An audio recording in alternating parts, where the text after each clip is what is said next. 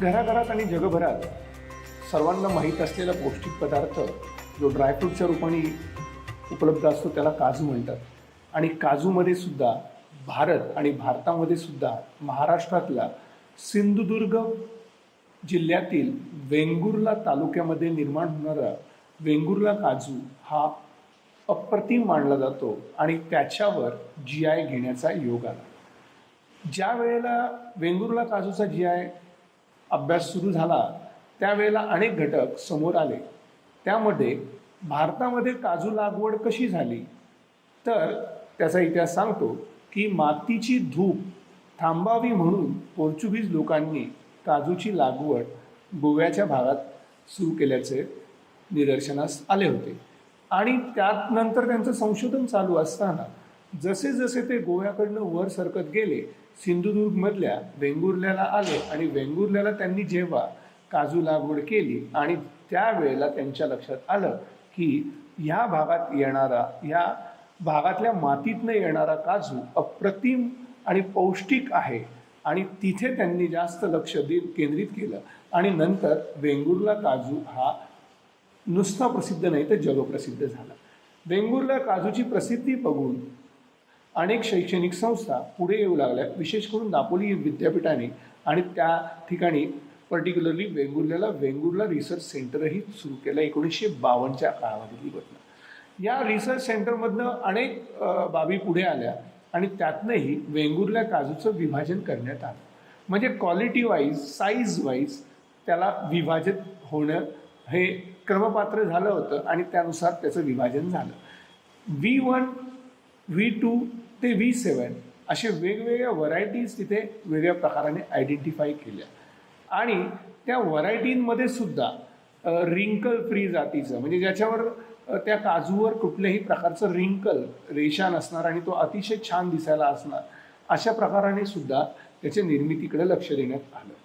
त्याचबरोबर सर्वात महत्त्वाचा घटक जेव्हा GI करताना समोर आला जो वेंगुर्ला काजूसाठी अतिशय वैशिष्ट्यपूर्ण ठरला तो म्हणजे त्या काजूमध्ये असलेलं व्हिटॅमिन Cचं प्रमाण. वेंगुर्ल्यामधल्या काजूमध्ये व्हिटॅमिन Cचं प्रमाण हे संत्र्यापेक्षा 5 पटीने जास्त आढळलं. त्या वेंगुर्ल्या काजूला GI घेतल्यानंतर तिथे अनेक प्रकाराने आम्हाला प्रबोधन करण्याचा योग आला. विशेष करून वेंगुर्ला काजू घेतल्यावर एक कुटुंब जे त्यासाठी झोकून दिलं होतं रादर ते आधीपासूनच आपल्या मातीशी नाळ जुडलेले अनेक कुटुंबांपैकी ते एक कुटुंब होतं ज्यांचा माझा वैयक्तिक संबंध आला. नेरुरकर असं त्या कुटुंबाचं नाव होतं. त्यांनी वेंगुर्ला काजू टिकवण्यासाठी स्वतःची जागा निर्माण करून तिथे अनेक महिलांना एकत्र बोलवले आणि नंतर तिथे गणेश कॅशू फॅक्टरी नावाची फॅक्टरी सुरू केली. जवळपास तिथे 100 महिला हे काजू प्रोसेसिंगमध्ये नंतर जोडल्या गेल्या. आणि जसं जसं वेंगुर्ला काजूचा GI मिळाला त्याचं पब्लिकेशन किंवा त्या म्हणूयात ऑफिशियल गॅजेटमध्ये गव्हर्नमेंटचं झालं त्यांना डिमांड वाढायला लागली आणि त्या रोजगार निर्मितीमध्ये वाढ होत गेली. वेंगुर्ला काजू GI झाल्यानंतर दुसरा आम्हाला मिळालेला ज्याला म्हणूयात यशाची नोंद ती होती एक गुगळे नावाचा मुलगा जो कोकणातनं पर्टिक्युलरली सिंधुदुर्गमधनं शिकत बाहेर येऊन MBA होऊन मुंबईमध्ये तो जॉबला होता. जसं त्याच्या वाचण्यात माहितीत आलं की अरे आपला हा वेंगुर्ला काजू हा वैशिष्ट्यपूर्ण आहे आणि त्याला GI मिळाला आहे आणि तो लोकांच्या गरजा चांगल्या भागू शकतो, त्याचबरोबर आपल्या इथे कोकणातही रोजगार निर्मिती करू शकतो, तर त्यांनी मुंबईचा जॉब सोडला आणि त्या आपल्या गावाच्या तिथल्या हायवेला एक दुकान टाकलं आणि त्या दुकानामधनं त्यांनी ती काजू विक्री सुरू केली. त्याचबरोबर प्रमोशन सुरू केलं. तिसरा बोगटे नावाचे एक गृहस्थ होते जे काजूच्या ह्या प्रक्रियेमध्ये टिकून ढिगून होते. वास्तवात काजूच्या बाबतीत अनेक प्लस मायनस म्हणूयात आपण घटक घडत होते. आपल्या कदाचित काही मंडळींच्या वाचण्यातही आलं असेल की चीनने व्हिएतनामला जी प्रोसेस युनिट दिलं काजूचं ते अतिशय निम्म्या खर्चामध्ये उपलब्ध करून दिलं. त्यामुळं काजू प्रोसेस जी गणित होती ती निम्म्या कॉस्टवर आली होती. अशा वेळेला व्हिएतनामवरनं येणारा काजू हा जवळपास निम्म्या किमतीमध्ये भारतात उपलब्ध व्हायला सुरुवात झाली होती. अशा ह्याच्यात जे चॅलेंजेस आपल्या काजू इंडस्ट्रीसमोर भारतातल्या उभं राहिलं होतं ते म्हणजे जर स्वस्तातला काजू येतोय तर आपला काजू टिकणार कसा. मग ह्या वेळेला ज्याला जेणेकरून आपला हा क्वालिटी टॅग जिथे आपल्याला GI मिळाला, ज्याच्या माध्यमातून आपण सांगू शकत होतो कम्पॅरेटिव्हली की हा काजू, आपला वेंगुर्ल्याचा काजू हा व्हिटॅमिन C मध्ये फार मोठ्या प्रमाणात उपयोगी आहे, हा इथल्या मातीतला वैशिष्ट्यपूर्ण काजू आहे, याला पोर्चुगीजांच्या त्या काळातनं सुद्धा मान्यता होती आणि तो त्या मातीतले गुणधर्म त्या काजूला देत होता.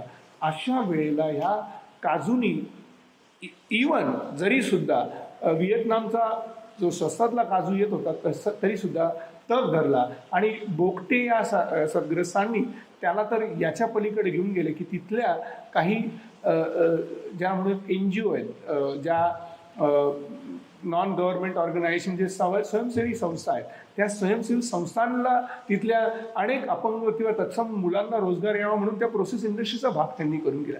कणकवली या भागामध्ये गोपुरी आश्रम नावाचा गोपुरी आश्रम कार्यरत होता अनेक वर्षांपासून आणि तो काजू प्रोसेसिंग युनिट किंवा काजूच्या प्रक्रियेच्या इतर भागासाठी अनेक वर्षांपासून काम करत होता. त्या गोपुरी आश्रमाने अनेक व्यक्तिगत ज्याला म्हणूयात प्रशिक्षण काजू प्रक्रियेचं द्यायला सुरुवात केली.